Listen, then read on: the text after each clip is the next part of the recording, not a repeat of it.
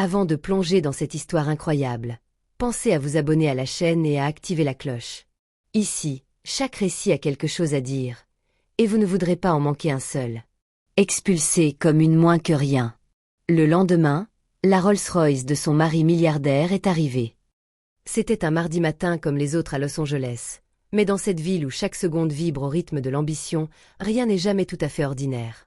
Le soleil californien inondait la ville d'une lumière dorée, caressant les palmiers parfaitement alignés et les façades élégantes des boutiques de luxe de Beverly Hills. L'air était tiède, légèrement parfumé par les fleurs de jacaranda en pleine floraison, et les trottoirs de Rodeo Drive scintillaient presque, polis par les semelles d'innombrables passants fortunés. Les voitures de prestige, Bentley, Lamborghini, Porsche glissaient doucement sur l'asphalte comme des félins apprivoisés. Derrière les vitrines, des montres hors de prix, des sacs cousus à la main et des bijoux d'un éclat presque irréel reposaient dans des écrins de verre, exposés comme des trophées silencieux. Tout ici semblait murmurer la même chose. L'argent ouvre toutes les portes.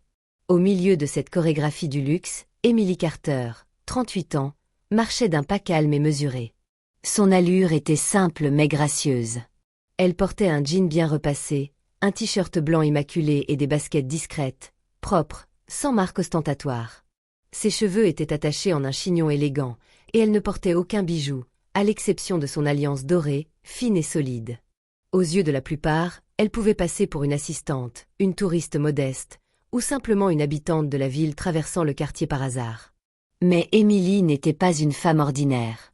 Ce que les passants ne voyaient pas, c'était la dignité tranquille qui émanait de son port de tête, ni la clarté réfléchie de son regard.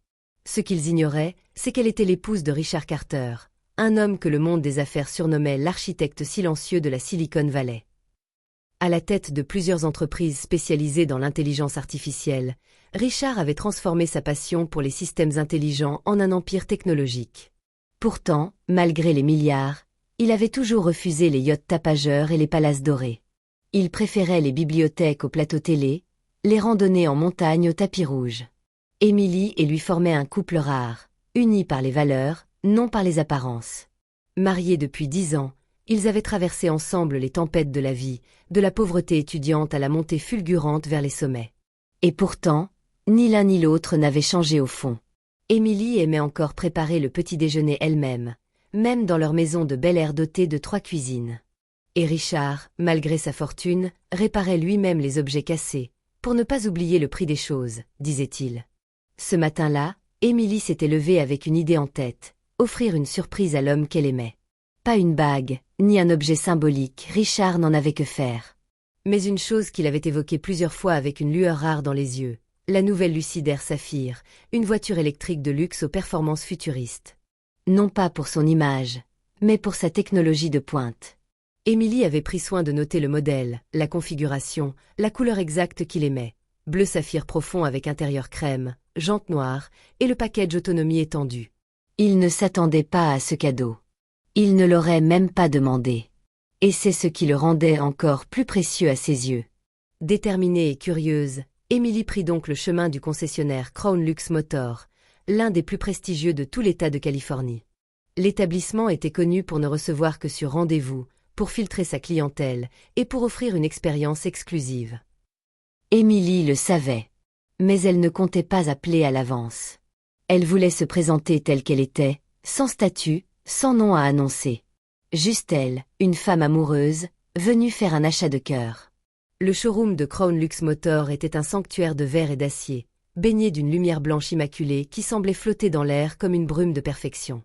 Chaque détail y était millimétré. Les sols de marbre reflétaient les contours des véhicules comme des miroirs liquides, l'air sentait le cuir neuf, et le silence était seulement brisé par le chuchotement de la climatisation et les pas feutrés sur le sol glacé. Les voitures exposées, Bentley, Aston Martin, Lucid, Rolls-Royce, ne semblaient pas garées, mais posées, comme des sculptures dans un musée d'art moderne. Une Lucid-Air Saphir noir métallisée, brillante comme un diamant trempé dans l'encre, captait la lumière d'un lustre design suspendu au-dessus d'elle, la faisant scintiller comme une étoile. Emily franchit les portes automatiques avec une dignité tranquille, son regard absorbant l'éclat de l'endroit. Elle marcha sans hâte, ses baskets blanches contrastant avec le sol noble sous ses pieds. Elle n'avait rien d'imposant dans sa tenue, mais sa présence rayonnait d'une assurance silencieuse, presque étrangère dans cet univers de paraître. Au fond du hall, 3 vendeurs en costume sombre discutaient autour d'un comptoir laqué, riant doucement, le regard fuyant.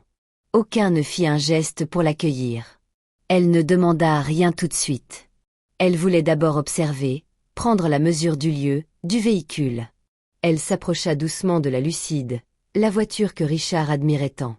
Elle en effleura la courbe d'une main prudente, presque comme si elle caressait un rêve. C'est à cet instant qu'un homme surgit, visiblement dérangé. Il marchait vite, avec cette énergie nerveuse propre aux commerciaux qui flairent ce qu'ils pensent être une perte de temps. Il portait un costume italien trop serré, une montre clinquante dont le cadran brillait plus que de raison, et arborait un sourire crispé, tiré par la condescendance. Brent, vendeur senior du showroom, était connu pour son flair et ses jugements hâtifs. Il la toisa de haut en bas. Son regard glissa sur ses baskets, s'arrêta une seconde sur ses cheveux naturels, puis sur son absence de sac de marque. Il n'avait rien vu d'autre. Il ne voulait rien voir d'autre. « Excusez-moi, madame, » dit-il d'un ton sec, presque mécanique. « Je vais vous demander de ne pas toucher ce véhicule. Il coûte plus de 250 000 $. Et ce n'est pas un modèle destiné à l'observation. » Un silence tomba. Émilie cligna des yeux, surprise, mais ne perdit rien de sa contenance. « Je voulais juste poser quelques questions, » répondit-elle, sa voix douce mais ferme. « Je pense acheter ce modèle pour mon mari. » Brent esquissa un rictus, une expression mêlant sarcasme et mépris. « Madame, » dit-il en appuyant lourdement sur le mot. « Ce showroom est réservé aux acheteurs sérieux. Je vous conseille peut-être de jeter un œil chez Toyota ou Ford. Ici, on ne fait pas du lèche-vitrine. » On investit. Ces mots claquèrent comme une gifle. Pas tant par leur violence ouverte que par leur déni brutal de la réalité d'Émilie. Elle ne répondit pas tout de suite. Un silence dense s'installa entre eux. Elle le fixa, non pas avec colère, mais avec une profonde lucidité, comme si elle voyait, à travers lui, des siècles de jugements hâtifs, d'humiliations voilées, de portes fermées avant même qu'on ait le temps de les pousser. Ella inspira. Un souffle long, douloureux, mais contenu. Puis, elle sourit. Pas un sourire de politesse. Un sourire calme, ancré, forgé dans le feu de 1000 épreuves surmontées. « Très bien, » dit-elle simplement. « Je reviendrai. Avec quelqu'un qui saura me prendre au sérieux. » Et sans un mot de plus, elle se détourna. Ses pas résonnèrent avec assurance sur le sol de marbre. Pas une fois elle ne se retourna, même lorsque, dans son dos, les rires étouffés des vendeurs commencèrent à fuser, complices et mesquins, comme un murmure lâche. Elle ouvrit la porte. La lumière éclatante du dehors l'inonda comme une promesse. Le lendemain matin, à 9h30 précise, le calme presque religieux du quartier cossu de Beverly Hills fut brisé par l'apparition majestueuse d'un véhicule d'exception. Une Rolls-Royce fantôme noire, à la carrosserie lustrée comme un miroir d'obsidienne, glissa silencieusement jusqu'à l'entrée principale du showroom Crown Lux Motor. Les vitres teintées reflétaient le ciel californien sans rien révéler de l'intérieur. Le moteur ronronnait comme un fauve endormi, imposant sans être agressif, noble dans sa retenue. Un chauffeur en uniforme noir impeccable descendit avec une précision militaire. Il fit le tour du véhicule et, avec une révérence discrète, ouvrit la portière arrière. Richard Carter sortit. Grand, bien bâti, il portait un costume gris anthracite parfaitement taillé, assorti à une montre discrète mais hors de prix. Ses chaussures en cuir noir brillaient sous le soleil du matin. Sur son visage, ni colère ni suffisance, juste une froide détermination, teintée d'un calme glacial. À son bras, Emily Carter. Rien à voir avec la veille. Elle portait une robe midi bleu nuit, sobre mais élégante, qui épousait parfaitement sa silhouette. Ses cheveux étaient relevés avec soin, ses talons résonnaient doucement sur les dalles du parvis, et son regard calme, assuré, droit transperçait la façade du showroom comme une flèche silencieuse. Elle n'avait rien à prouver. Elle venait rétablir une vérité. À l'intérieur, l'ambiance changea d'un coup. Le brouhaha habituel s'éteignit. Les vendeurs se figèrent comme des statues de cire. Brent, debout près du même comptoir que la veille, sentit une vague de glace remonter le long de sa colonne vertébrale. Son teint vira du rose au gris. Il reconnut immédiatement Émilie, mais cette fois, elle brillait d'une présence inattaquable. Le directeur du showroom, M. Harrison, un homme d'âge moyen à l'élocution huilée, accourut en ajustant nerveusement sa cravate. « Monsieur Carter » lança-t-il avec un sourire tendu, essuyant d'un doigt invisible une goutte de sueur à la racine de ses cheveux. « C'est un honneur de vous recevoir. Nous serions ravis de vous présenter nos modèles les plus récents. » Mais Richard ne haussa pas la voix. Il n'avait pas besoin de parler fort pour se faire entendre. Il regarda droit devant lui, puis posa son regard sur M. Harrison, avec une neutralité glaciale. « Ma femme est venue ici hier. Elle voulait me faire une surprise. Une belle surprise. » Il fit une courte pause, puis poursuivit. « Elle a été accueillie par vos vendeurs avec mépris. Jugée sur sa tenue. Ignorée, humiliée, rabaissée. C'est une erreur qui ne s'oublie pas. » Le silence s'abattit, plus lourd que du marbre. On n'entendait plus que le bourdonnement de la climatisation.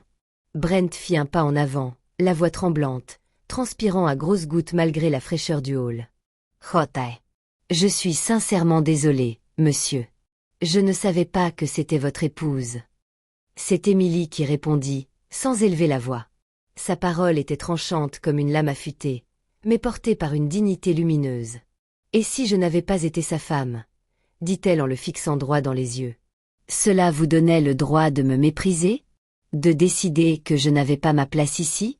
Le respect ne dépend pas du nom que l'on porte, ni de la marque de nos vêtements. » Brent voulut parler, mais ses lèvres s'agitèrent dans le vide. Aucun mot ne sortit. Il baissa les yeux, incapable de soutenir celui d'Émilie. Richard reprit, d'une voix toujours aussi posée. « Je pourrais acheter chaque véhicule dans ce showroom. Mais je ne dépenserai pas un centime dans un lieu où ma femme est traitée comme une intruse. » Monsieur Harrison tenta de réagir, bredouillant une proposition de compensation, une visite privée, des excuses officielles. Mais Richard leva doucement la main. Le message était clair, la discussion était terminée. Il tendit son bras à Émilie. Ils firent demi-tour avec une élégance inébranlable. Le chauffeur les attendait, la porte ouverte.